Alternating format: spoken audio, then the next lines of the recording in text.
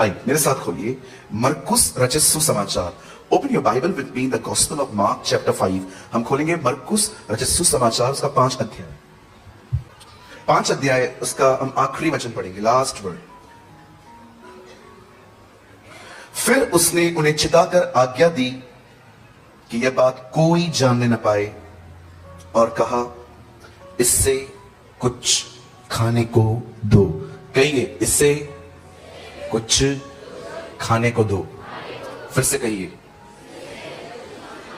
हाँ, तीसरी बार कहिए। हाँ, वेरी नाइस। आइए आप अपनी बाइबल को छोड़ सकते हैं नीचे, सामने देखिए। अब जो लोग पीछे बैठे हुए हैं सब सामने देखिए।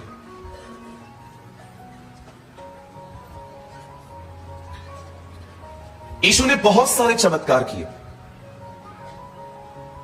Jesus done so many miracles.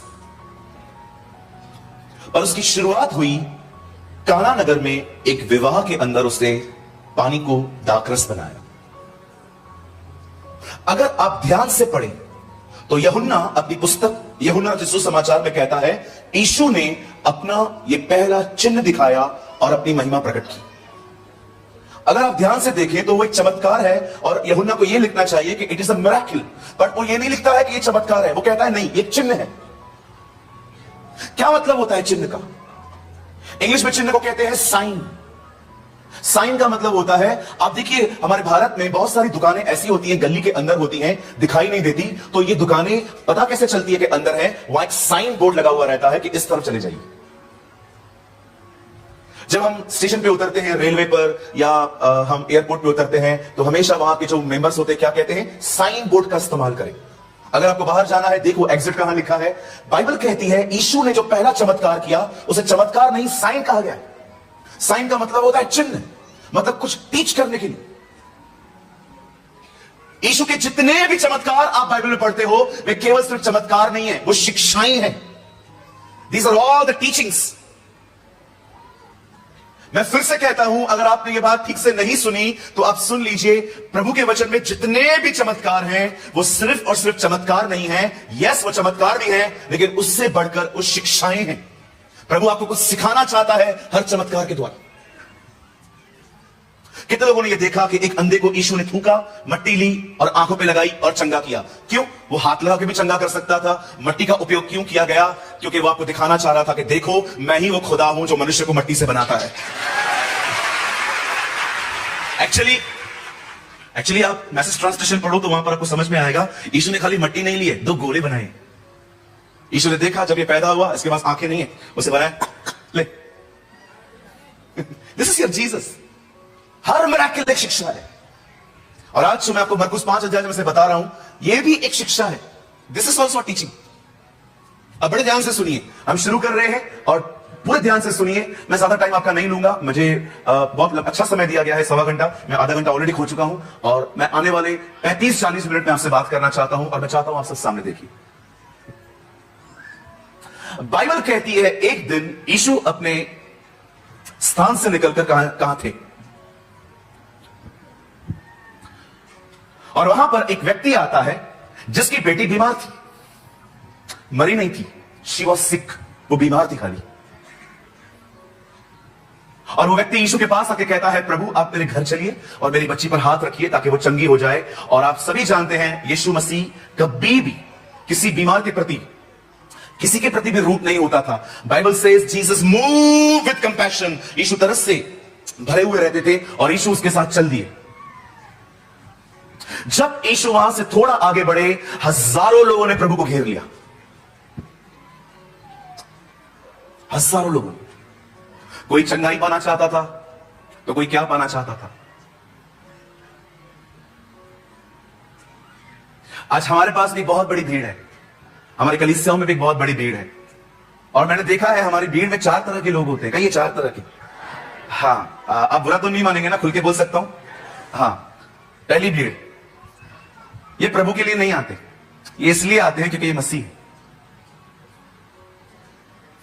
Hello. They don't come for Jesus, they are religious. Sunday 10 बजे चर्च पे जाना ही है, कुछ भी हो जाए पहुंचना ही है। मैंने बहुत लोगों को देखा है, वो प्रभु के लिए नहीं आते, वो इसीलिए आते हैं क्योंकि वे मसीह हैं। ये पहली भीड़ है। दूसरी भीड़, ये इसीलिए आते हैं क्योंकि मीटिंग के बाद खाना मिलता है। ओह बहनों, आप हंस क्यों रहे हो? मैंने तो आपके लिए कुछ बोला ही नहीं। एक पास्टर ने मुझे कहा, पास्टर जी मेरे चर्च में इन दिनों में लोग कम आ रहे हैं। मैंने कहा पास्टर एक काम करो, आप अगले संडे बिरयानी बनाओ, लेकिन ये संडे को अनाउंस कर दो।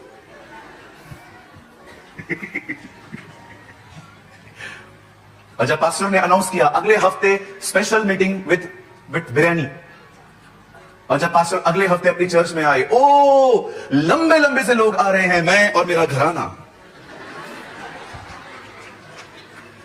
हाँ आजकल बहुत सारे लोग चर्च में क्यों आ रहे हैं? मैं ताना नहीं मार रहा हूं आपको, डोंट वरी, अच्छे से खाओ। मुझे पता है मैं मना करूंगा तो भी आप खाओगे, पर मेरे कहने का मतलब यह है don't come just for food. मैं आपको कहना चाहता हूं, हमारी बाइबल कहती है मनुष्य रोटी से नहीं परमेश्वर के मुंह से निकले गए वचन से जिएंगे। मैं आपको बड़ाई नहीं कर रहा हूं, ठीक है? मेरे कलीसिया में ऐसे भी लोग हैं जो वचन सुनने के बाद चले जाते, खाने के लिए तक नहीं रुकते। Every Sunday we distribute lunch, बोलते नहीं पास्टर खाना नहीं चाहिए, हम वचन के लिए आए। ओके, मैं ये नहीं कह रहा हूं कि आप मत खाओ, आप खाओ, अच्छे से खाओ। ये दूसरी भीड़ है। अब तीसरी भीड़, इट्स वेरी इंटरेस्टिंग, ये बहुत मनोरंजक है। तीसरे लोग वो हैं जो चर्च में इसलिए आते हैं क्योंकि जिसको पसंद करते हैं वो भी उधर ही है। अरे ब्रदर कितना सच्चाई बोलता है। हाँ जी बिल्कुल बिल्कुल, ये यहां बैठ के वहां देख लेते हैं। ओ भाई कोई नहीं पटेगी, सब प्रभु की।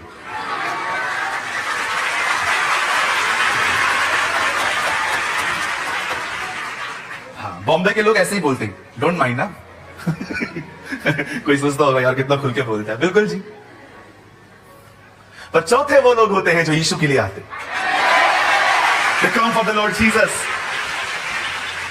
आइए अपने पास वाले से कहिए हमें यीशु के लिए आना है। यस पास्टर जी आप बोल रहे हो बाजू वाले को बोलो, तो ये जरूरी है बाजू वाले को बोलना? बिल्कुल, मुझे डर लगता है कोई सुनते सुनते सो ना जाए। हाँ बिल्कुल, आजकल चर्च में लोग सोते हैं, मैंने खुद आंखों से देखा है। आपने देखा है कभी? बहुत लोग सोते हैं। हाँ देखो सारे पास्टर्स एग्री हैं। एक दिन तो पहली रो में एक भाई बैठे हुए थे और मैं वचन प्रचार कर रहा था।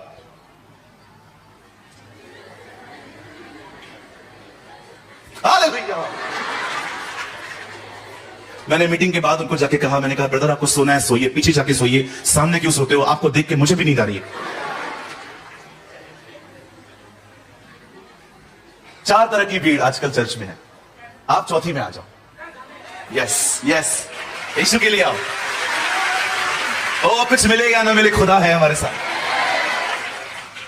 अब बाइबल कहती है जीसस, यीशु मसीह कहां जा रहे थे और भीड़ इकट्ठी हुई। और अब सुनिए, यीशु एक्चुअली एक लड़की से मिलने जा रहे थे, वो सिर्फ एक बच्ची को चंगा करने जा रहे थे।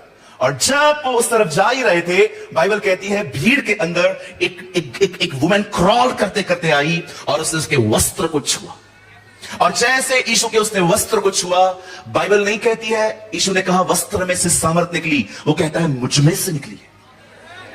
There is no power in the clothes, there is a power in the name of Jesus.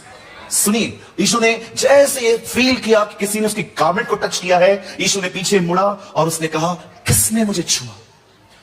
Oh my English Bible से हु टच मी। हजारों लोग यीशु पे गिरते थे, कोई चंगा नहीं हो रहा था उस समय, वो चंगी हो गई क्योंकि उसने विश्वास से छुआ। लिसन, आप जब भी खुदा के घर में आते हैं ना, कैजुअली मत आओ, चलो चलो चलो चलो चलो मीटिंग अटेंड करने। No, come with a great expectation, एक महान उम्मीद के साथ आओ कि आज जब मैं वहां जाऊंगा प्रभु मुझे आराधना में छुएंगे, प्रभु मुझे वचन देंगे, प्रभु मेरे लिए बड़े बड़े काम करेंगे, क्योंकि परमेश्वर लोगों के विश्वास को देखकर कुछ करता है। Whenever you come to the Lord, come with a great expectation। जब भी आप प्रभु के पास आते हो, मेरे आदरणीय दास pastor Salim Khan D L Moody का एक कोट हमेशा कहते हैं, परमेश्वर से बड़ी बड़े कामों की उम्मीद करो। जब आप खुदा के पास आते हो, ये मत देखो कि लाल समुद्र 2 भाग हुआ, यरीहो की शहर पनाह गिरी, दानियल को शेरों की मांग में बचाया गया। ये इतिहास नहीं है, इतिहास की तरह न पढ़े कि ये हुआ था, ये इसलिए पढ़े कि प्रभु आज भी आपके लिए कर सकते हैं, वो आज भी ये कर सकता है। यहां देखिए, आप जानते हैं इस दुनिया में लाल समुंदर एक ही बार 2 भाग हुए।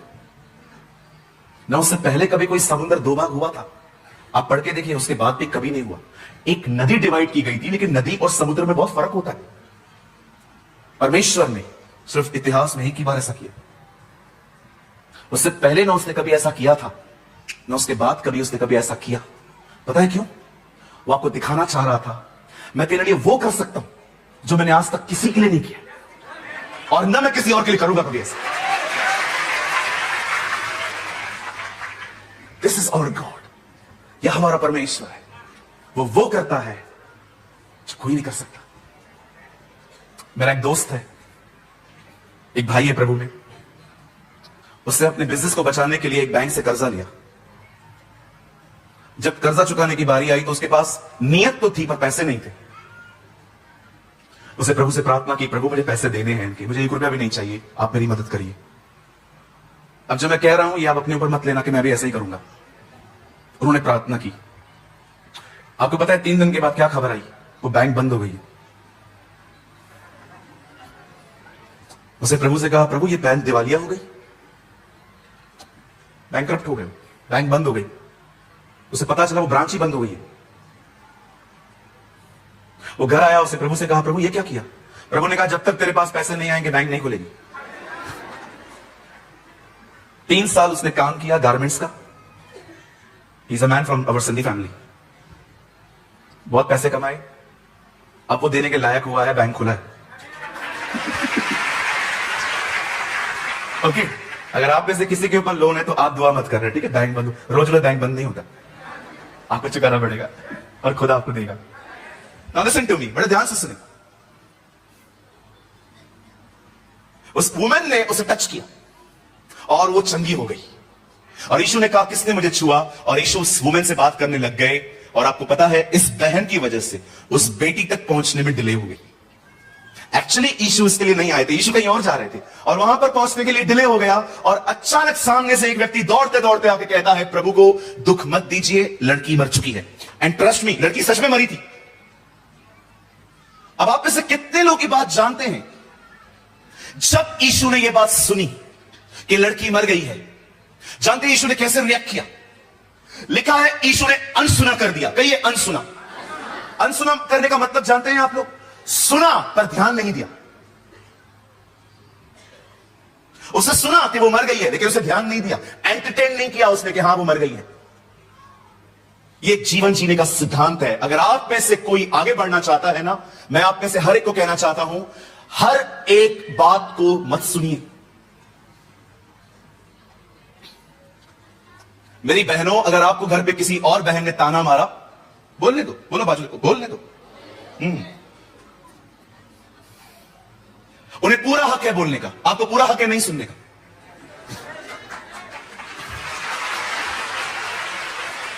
कई बार किसी के घर में जाओ तो उनके मुंह देखे आपने? मैं घर में गया, उस घर में मेरे लिए चाय बन रही थी और बहन चाय ऐसे लेकर आई। मैंने कहा, बहन इससे चाय नहीं देते, ऐसी शक्ल क्यों है? मैंने चाय लेते समय पूछा, दीदी सब ठीक है? इस औरत से पूछो। उनकी सांस थी। मैंने कहा, क्या हुआ आंटी? आजकल के लोगों को हम पसंद कहां है ब्रदर? मैंने कहा, व्हाट हैपन, हुआ क्या है? मेरे को पता चला आने से पहले डिस्कशन हुआ है, किसी चीज से आर्ग्यूमेंट हुए।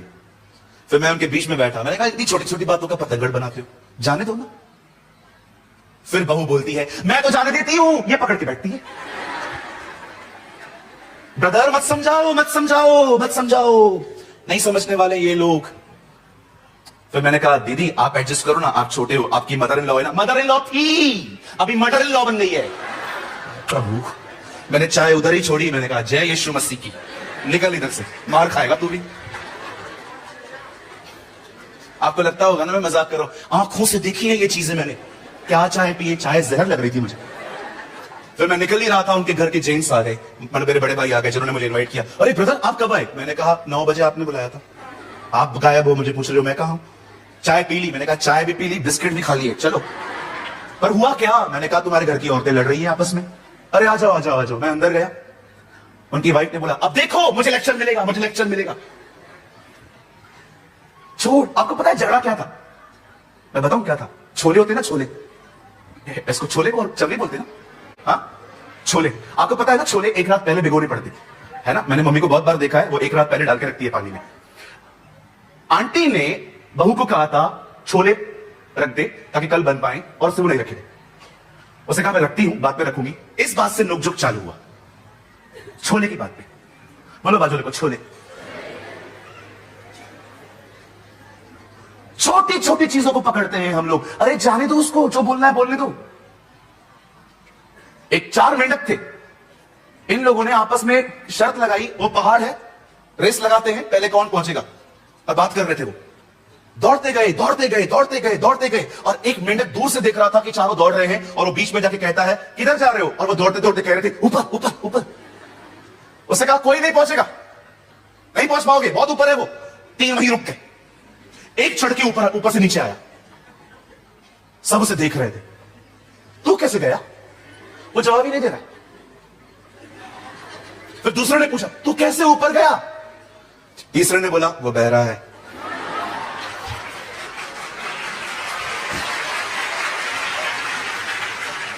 मैं सच कहता हूं, आगे बढ़ने के लिए बहरे बनो। आइए सारी बहनें एक दूसरे से कहें छोटी छोटी बातों को अवॉइड करो।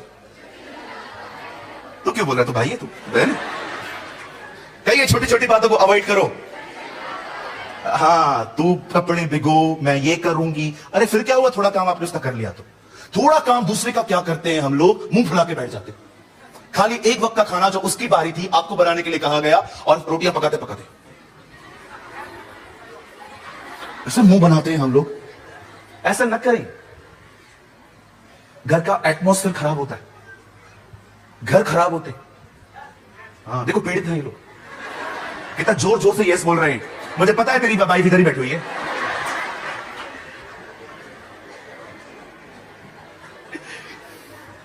एक दिन मैं प्रचार कर रहा था, और मैंने प्रचार में कहा बीवी और सास के झगड़े में पति सैंडविच बनता है। मेरी चर्च में एक बंदा खड़े होकर कहता है और बोल और बोल। मैंने कहा देखो ये पीड़ित, उसकी मम्मी और उसकी वाइफ उधर ही बैठे हुए थे। हालेलुया, कितने लोग मेरी बात समझ रहे हैं। ये जीवन जीने का एक सिद्धांत है, कुछ चीजों को अनसुना करो, मत ध्यान ही मत दो, बोलने दो उसको।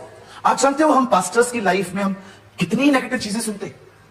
रोज कॉल्स आते हैं, पास्टर हमें कैंसर है, पास्टर हमें HIV है, पास्टर हमें ट्यूबरकुलोसिस TB है, ये है वो है वो है। हमें कितना चीजों को ध्यान देना पड़ता है। ये बात अपने हृदय पे लिख रखी है आज। आप सब बातों पे ध्यान देंगे ना, आगे नहीं बढ़ पाएंगे, स्टक हो जाएंगे। जब आपका खुदा कुछ चीजों को अनसुना करता है तो आपको कितना करना चाहिए। यीशु जानता था ये चीज मुझे नहीं सुननी है, कि बच्ची मर गई है। और जानते हो यीशु ने अनसुना किया, लेकिन एक ने सुन लिया था, उसके डैडी ने। यीशु ने उससे भी कहा मत डर, केवल विश्वास रख। Don't listen these words. और यीशु को वो अपने घर ले गया। और जैसे यीशु उसके घर में गए, आपको पता है यीशु ने लड़की को मुर्दों में से जिंदा नहीं किया। पहले सबसे पहले उसने रोने वालों को घर से बाहर निकाला। चला साहब, घर ही चला। सबसे पहले उससे रोने वालों को निकाला, आप जाइए, यहां पर आपकी कोई आवश्यकता नहीं है, क्योंकि यहां पर सब हंसेंगे। और उसके बाद यीशु ने उस लड़की को देखा, और जैसे यीशु ने उस लड़की को देखा और कहा तलिथा कूमी, हे लड़की उठ। बाइबल कहती है लड़की मुर्दों में से जीवित हो गई। चलिए मैं आपको कुछ बताना चाहता हूं। आई नो कुछ रिलीजियस लोगों को यह बात डिस्टर्ब कर सकती है, लेकिन है सच। आप जानते हो यीशु कभी भी किसी के जब मरने पर गया, आप कहां भी नहीं देखोगे कि यीशु किसी की कब्र के सामने खड़ा है इस तरह, पतरस की तरह, पतरस के बाजू में खड़ा हुआ है।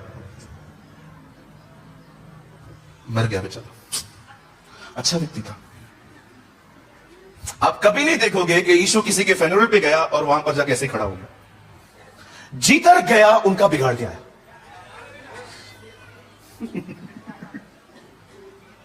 लाजर की कब्र पे गया, उसका अंतिम संस्कार बिगाड़ के आया।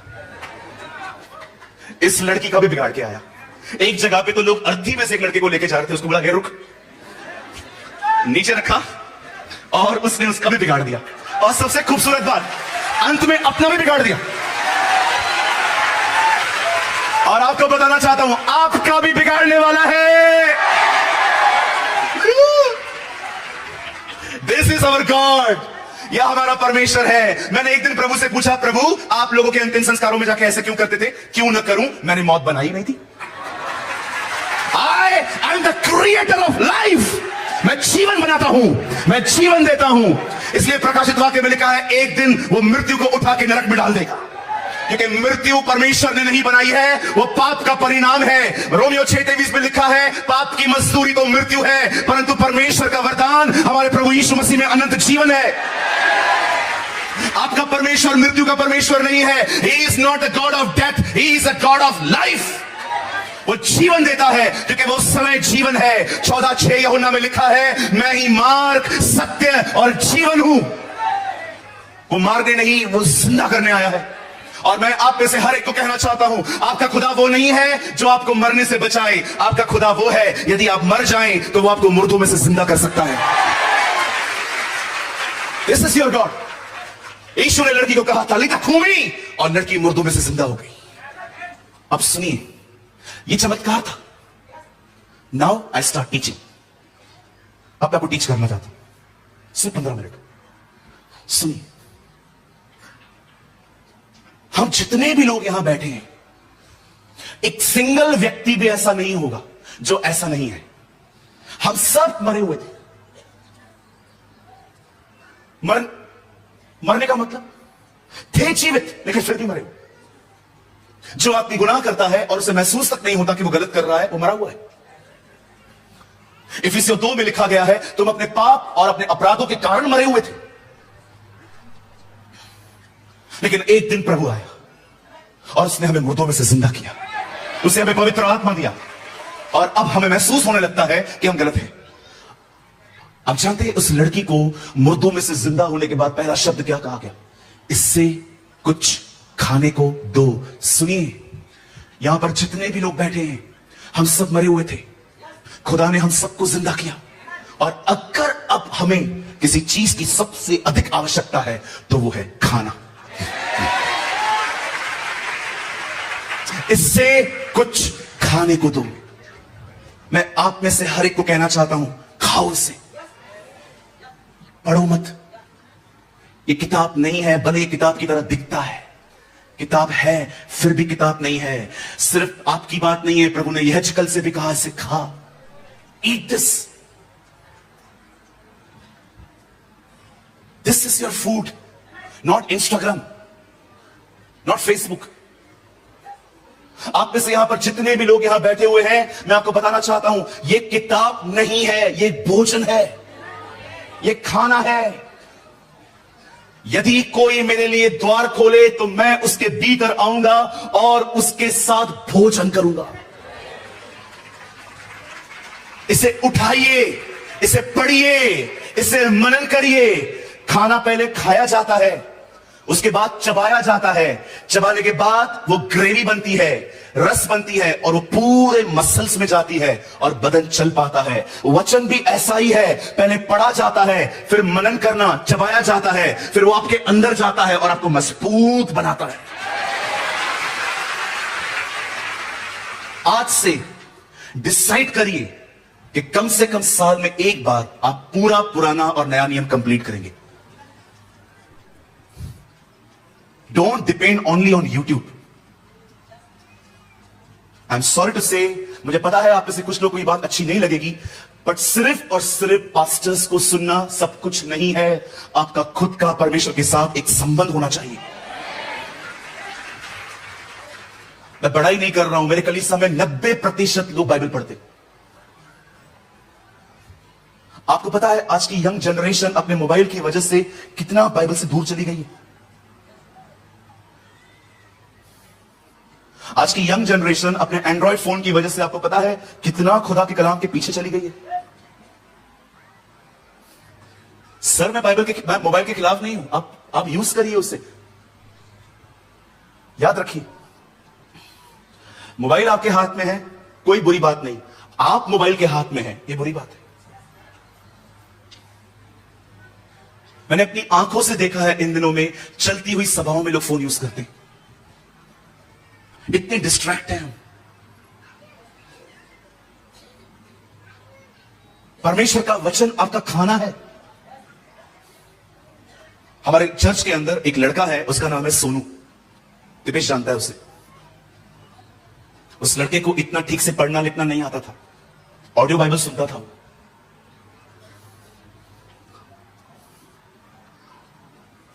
एक दिन उसने मुझे कहा, pastor I want to move, मैं यहां से जाना चाहता हूं गांव में, लेकिन मैं गांव में चुपचाप नहीं बैठना चाहता, मैं वहां पर प्रभु के लिए कुछ करना चाहता हूं, आप मेरे लिए प्रार्थना करिए। ऐसा लड़का जो बेचारा पढ़ भी नहीं पाता है ठीक से, वो सेवा करना चाहता था, हर दिन ऑडियो बाइबल सुनता रहता था। आज उत्तर प्रदेश में उस लड़की की अपनी कलीसिया है। इतना बढ़िया काम करता है, कभी कभी वीडियोस बेचता है। पढ़े लिखे लोग भी कभी ऐसा प्रीच नहीं कर पाते जैसा वो करता है। हमारी बाइबल कहती है परमेश्वर अगर पौलुस जैसे पढ़े लिखों का उपयोग करता है तो वो पतरस जैसे अनपढ़ों का भी इस्तेमाल करना जानता है। इसे पढ़िए, इसे खाना सीखिए।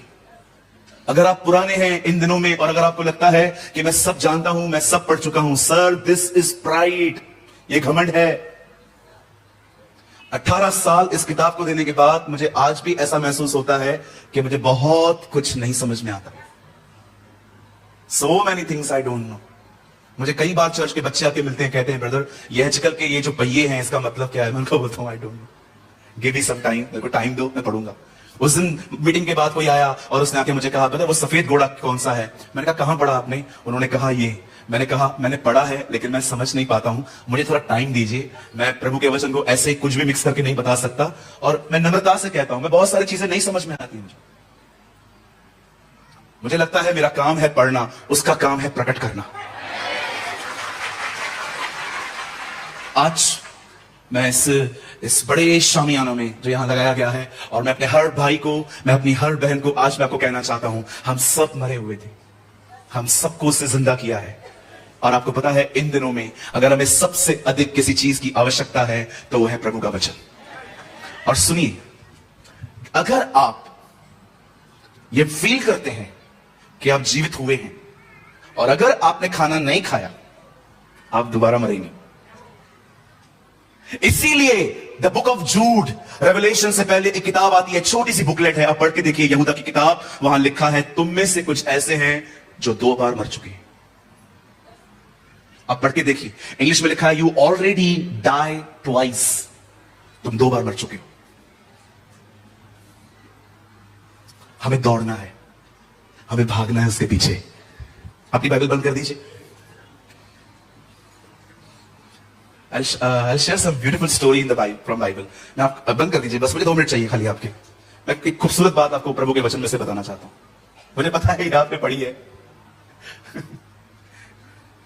मेरी बाइबल कहती है एलीशा मर गया, लोगों ने उसे उठाया, एक जगह पे दफनाया और चल लिए। 1 साल के बाद आप पढ़ के देखिए, लिखा है पूरे 1 वर्ष के बाद एक लड़का भी उस गांव में मरा। उन्होंने उससे भी उठाया और सेम उसी जगह पे ले गए जहां पर एलीशा था।